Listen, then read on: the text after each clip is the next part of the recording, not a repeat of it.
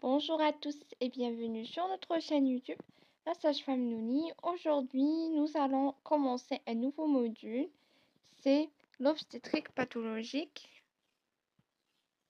Et avec notre premier cours qui est l'hémorragie du premier trimestre, l'avortement. On définit l'avortement spontané, la fausse couche, comme étant une interruption, c'est une interruption de la gestation. C'est l'expulsion de l'œuf hors des voies génitales. Les types de l'avortement. On dit que l'avortement est précoce quand c'est inférieur à 15 semaines d'aménorrhée. On dit que c'est un avortement tardif quand c'est entre 15 semaines d'aménorrhée jusqu'à 22 semaines d'aménorrhée. Un avortement complet, c'est tout le produit de conception qui s'est expulsé. Un avortement incomplet, c'est que l'expulsion est inachevée. Ça signifie qu'il y a une rétention d'une partie de l'œuf dans l'utérus.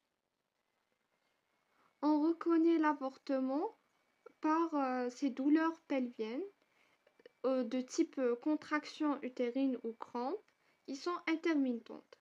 On a un saignement rouge et aussi la femme va vous dire qu'elle ne sent plus les signes de grossesse. C'est la disparition de tous les signes sympathiques de grossesse. Lorsqu'on va lui effectuer un toucher vaginal, on va trouver que le col est modifié, il est ouvert. Pour confirmer le diagnostic, on va prescrire quelques examens complémentaires. Tout d'abord, le taux de bêta-HCG, le groupage des rhésus, une FNS et une hémoglobine parce que la femme a saigné, donc elle peut avoir une anémie. Ce qui va conclure le diagnostic, c'est surtout l'échographie, de voir le sac gestationnel.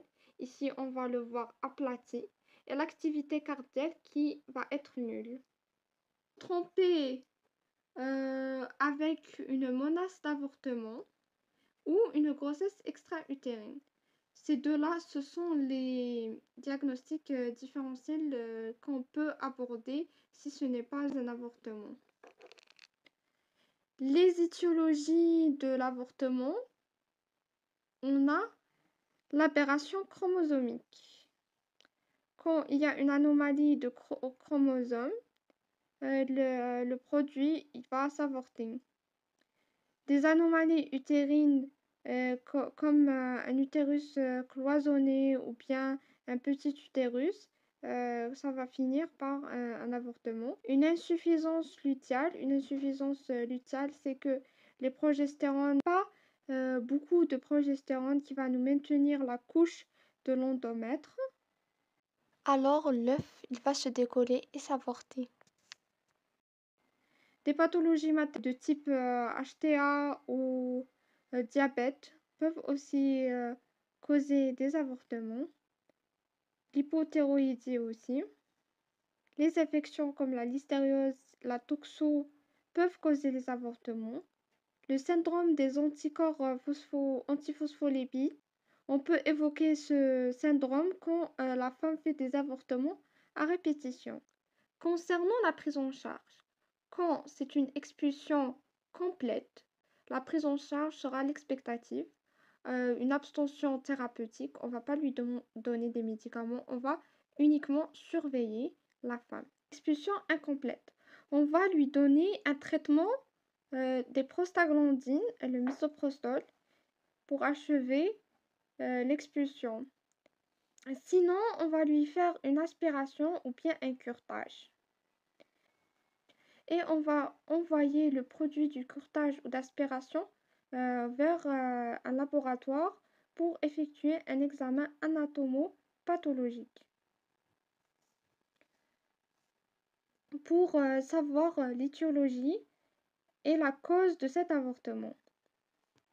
Le risque du curetage. On a un risque immédiat. Lors du curetage, on peut perforer l'utérus ou bien Si les conditions ne sont pas respectées, on peut provoquer une infection à la malade. Donc à distance, on aura des synéchies, donc ensuite de couche, on va donner à la femme, on prescrit une contraception de préférence stérilée qui va limiter leur apparition.